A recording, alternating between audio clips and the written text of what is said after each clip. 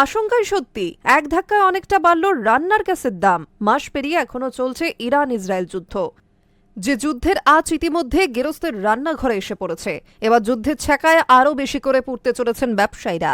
যুদ্ধের আবহে এক ধাক্কায় 218 টাকা বাড়িয়ে দেওয়া হলো 19 কেজির বাণিজ্যিক গ্যাস সিলিন্ডারের দাম।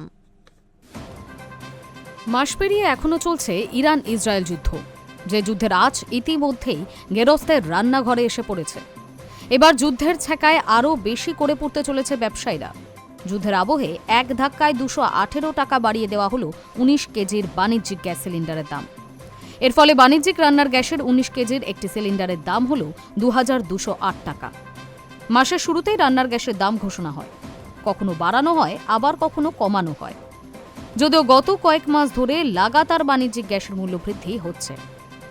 তথ্য বলছে, বছরের শুরুতেই অর্থাৎ 1 জানুয়ারি 2026-এ এক ধাক্কায় বাণিজ্যিক সিলিন্ডারের দাম বৃদ্ধি হয় 111 টাকা। এমনকি 1 ফেব্রুয়ারিতেও আরও 49 টাকা বৃদ্ধি হয় বাণিজ্যিক রান্নার গ্যাসের দাম। মার্চের শুরুতে দাম বাড়ানো হয় 31 টাকা। সেই ধারা অব্যাহত। সংশোধিত দামের তালিকা অনুযায়ী 1 এপ্রিল কলকাতায় 19 কেজি অর্থাৎ বাণিজ্যিক রান্নার গ্যাসের দাম বেড়ে দাঁড়ালো 2208 টাকা। শুধু কলকাতা নয়, দেশের অন্যান্য বড় শহরগুলিতেও উল্লেখযোগ্যভাবে বাণিজ্যিক রান্নার গ্যাসের দাম বৃদ্ধি হচ্ছে।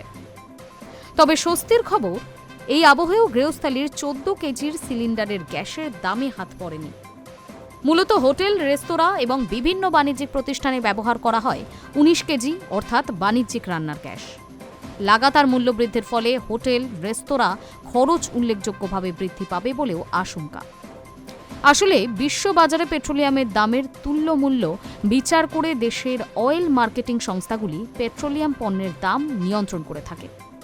আর এই মুহূর্তে বিশ্ববাজারে অশোধিত তেলের দাম অনেকটাই বেশি, যার প্রভাব এবার বাণিজ্যিক গ্যাসে পড়ল। Hi news network.